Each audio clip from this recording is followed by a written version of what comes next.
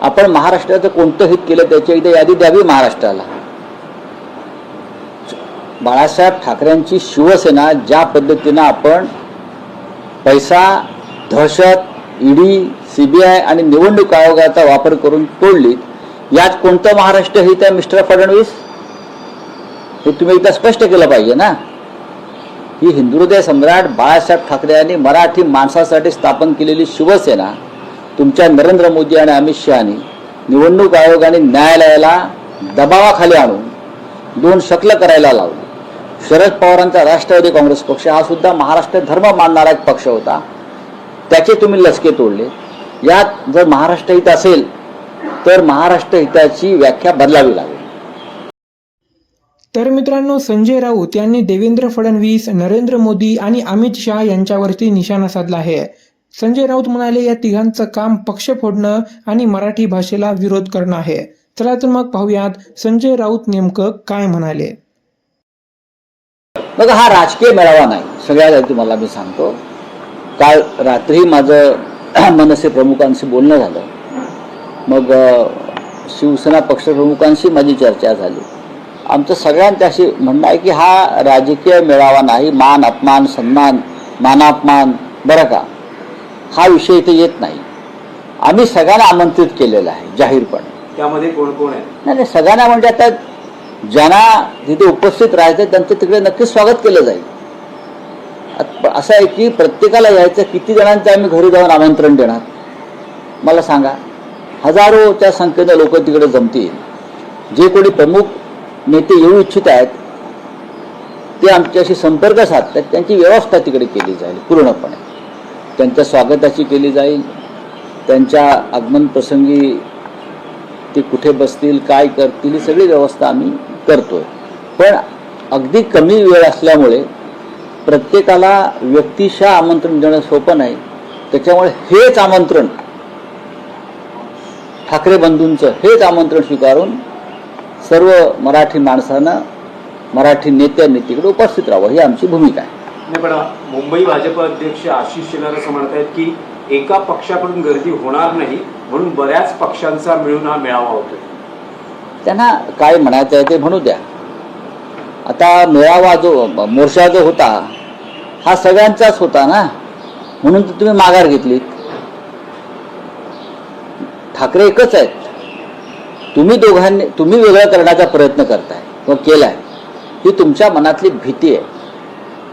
गर्दी काय असते हे दोन्ही ठाकरेंनी वारंवार दाखवलेलं आहे. तुमच्यासारखी विकतची गर्दी ठाकरेंना आणावी लागत नाही. मग ते माननीय बाळासाहेब ठाकरे असतील, माननीय उद्धव ठाकरे असतील किंवा मनसे प्रमुख राज ठाकरे असतील, ही भारतीय जनता पक्षानं पैसे देऊन माणसं आणण्याची परंपरा सुरू केली आणि ती ठाकरेंनी वारंवार मोडीत काढली.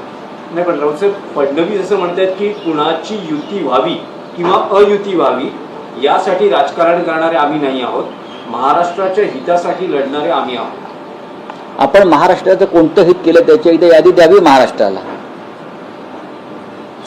बाळासाहेब ठाकरेंची शिवसेना ज्या पद्धतीनं आपण पैसा, दहशत, ईडी, सीबीआय आणि निवडणूक आयोगाचा वापर करून तोडली, यात कोणतं महाराष्ट्र हित आहे मिस्टर फडणवीस?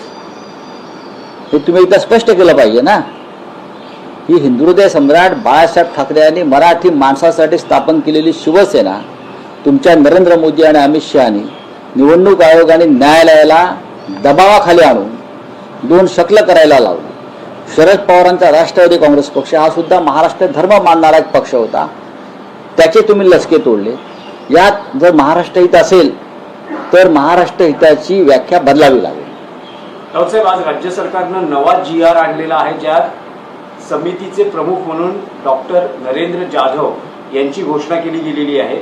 2 मागचे GR रद्द करून जो हिंदी भाषा सक्ती किंवा त्रिभाषा सूत्राचा जो एकूण निर्णय आहे किंवा त्या बाबतीतली ती जी समिती असेल जो अभ्यास करेल आणि त्यानंतर 3 महिन्यात आपला अहवाल सादर करेल, म्हणजे अजूनही समिती स्थापन करणं आणि त्यावर निर्णय येणं हे सुरू आहे. हा फडणवीसांचा आवडता छंद आहे. समित्या खेळणं, ठराव खेळणं, मग डराव करणं.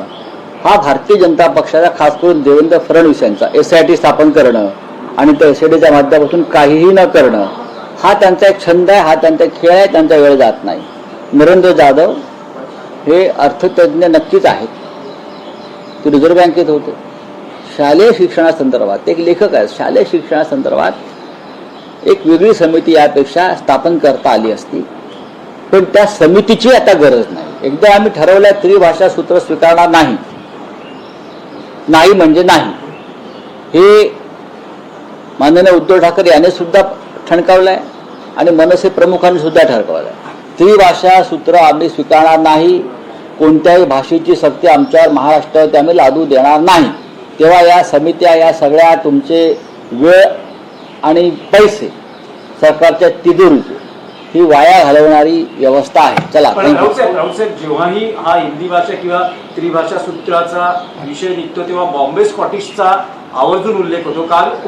काल मुख्यमंत्री देवेंद्र फडणवीस यांनीही बॉम्बे स्कॉटिशचा उल्लेख केलेला आहे की स्कॉटिशमध्ये शिकणारी मुलं आम्ही हिंदी ही आपली भाषा आहे त्याचा पुरस्कार करतो, विदेशी भाषांचा पुरस्कार करत नाही. मग त्या तुमच्या देवेंद्र कोणते आपले मिस्टर प्रधानमंत्री त्यांना सांगा, या देशातल्या सगळ्या इंग्रजी स्कूल, इंटरनॅशनल स्कूल ज्या परदेशातून तुम्ही ते घेऊन येतात त्या बंद करून टाका ना.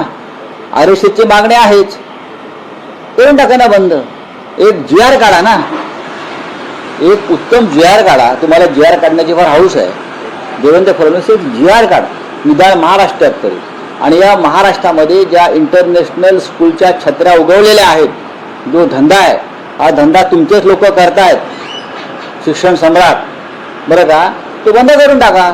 आमचा बघू नंतर काय करायचं. आणखी एक विषय आहे, काल फडणवीसांनी भाषणात म्हटलेलं आहे की आता स्थानिक स्वराज्य संस्था आणि विशेषतः मुंबई महापालिका निवडणुका जवळ आलेल्या आहेत, त्यामुळे आता पुन्हा एकदा भावनिक आवाहन केलं जाईल. मुंबई महाराष्ट्रापासून तोडली जाते आहे वगैरे वगैरे असे मुद्दे मांडले जातील, पण कोणाच्या बापामध्ये हिंमत नाही की महाराष्ट्रापासून मुंबई तोडण्याची. तुमचाच बाप प्रयत्न करतोय दिल्लीतला. मुंबई कमजोर करण्याची, मुंबई उद्योगपतींच्या घशात घालण्याची लाडक्या, आणि मुंबई हळूहळू हळूहळू कमजोर करून तोडण्याची जी हिंमत आहे, हे तुमचे दिल्लीतले जे बाप आहेत ना मिस्टर फडणवीस, तेच करतायत. चोराच्या मनात चांदणं ही जी म्हण आहे ना, ही तीच आहे. फडणवीसांना स्वप्नात सुद्धा मुंबई तुटलेली दिसते, कारण त्यांनी तोडायची आहे, त्यांच्यावर दबाव आहे नरेंद्र मोदी आणि अमित शहांचा. बरोबर ना, त्यांना विचारा, मी म्हणतोय ते बरोबरच आहे. तसं नसतं. तर ज्या पद्धतीनं गौतम अदानीच्या घशामध्ये धारावीसह अर्धी मुंबई घातली आहे ना, ती घातली नसती. धारावीचा विकास मराठी उद्योजकांना सुद्धा करता आला असता, आणि धारावीच्या जमिनीवर मुंबईचे पोलीस, गिरणी कामगार, मराठी माणसं यांना सुद्धा उत्तम प्रकारे घरं देऊन मराठी म्हणून तिथे एक वसाहत उभारता आली असती काही हजार लोकांची. करताय का? आणि मग बोला